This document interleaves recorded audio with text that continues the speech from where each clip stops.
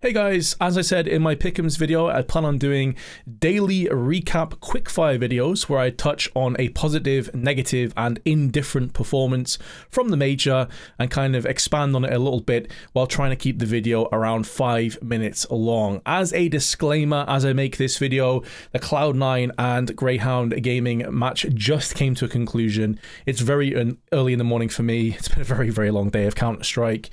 So I don't know what the next round of matches is, but to be honest, this is a recap video, so I wouldn't be discussing them anyway. So we're going to kick things off with a thumbs down, a negative performance from me.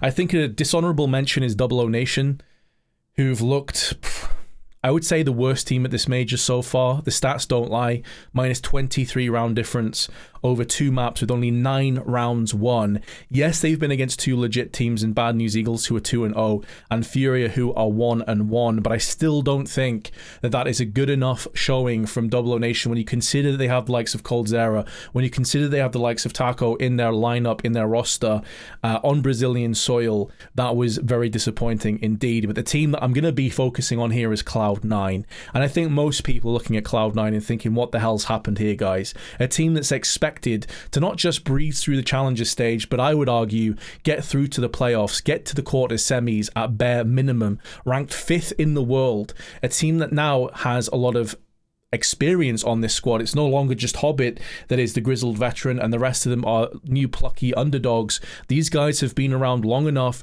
through Gambit, through now Cloud9, to be performing at a much higher consistent standard when it comes to the challenger stage, and they looked lost, completely lost. Against Fnatic, I don't think that is an embarrassing loss. I don't have too many issues with them losing to Fnatic because I thought Fnatic were a legit contender to make it through here.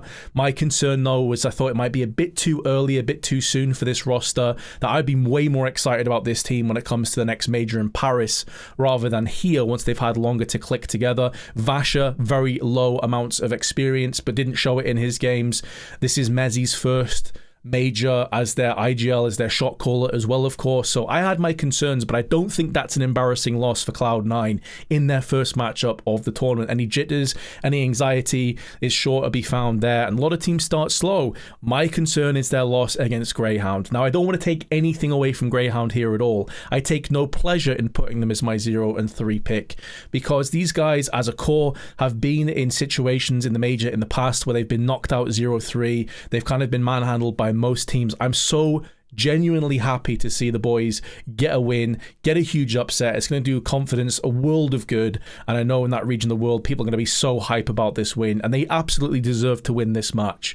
I don't want people to focus too much on that Shiro DC tech issue because let's be honest, Cloud9 at one stage were 8-3 in the lead. They were then 10-5 I believe at halftime. This game should have been put to bed 20-25 minutes before overtime was even a thing, before it was even on the horizon. Cloud9 only have themselves to blame for getting themselves into that position. When you have Shiro collectively over 2 maps dropping 70 plus kills and you still find yourself 0-2, things are not going well. Hobbit also taking well over 30 frags in their second performance on Dust 2, and yet it still wasn't good enough because Axile in particular has had a shocker of a major thus far. He is playing nowhere near the level that people expect from him, and especially on that Dust 2 performance, getting out-aimed, out-dueled, out-maneuvered almost at every single turn. But give a huge thumbs up, and this is kind of an honorable mention in my positives column, to Greyhound Gaming. Vexite, fairly new pickup. People had their doubts about him. He played fearlessly. He was aggressive, pushing smokes, getting entry frags, showing no signs at all that he was inexperienced at this level of play. And Alistair had a really good performance on the AWP as well, at times going toe-to-toe with Shiro, who is one of the best on the planet with the AWP in his hands. So well played, Greyhound Gaming, but Cloud9 are 1 match away from elimination, and that is not good enough. Let's balance things out and be a bit quicker on this one. Gamer Legion, very good. I had high expectations. I had them as my 3-0 pick, but I didn't think they'd perform this well. Breezed past 9Z as I expected, with a very good performance on A-Core in particular. They get drawn against Vitality. I have my concerns, I have my doubts, and they make Vitality look like an ordinary team. They beat them 16-10 on Vertigo with Kioz going out of his mind. A great collective effort from Gamer Legion, and they absolutely deserve all the plaudits they're getting. I'm super happy for these guys. Well played. Let's end off with an indifferent feeling. I think really this is between Outsiders and Furia for me. Two teams that are expecting to make it through to the next stage. Two teams with a very lackluster first performance. But I'm going to go with Furia instead of Outsiders because, to be fair, Mouse looked really, really good in both of their games.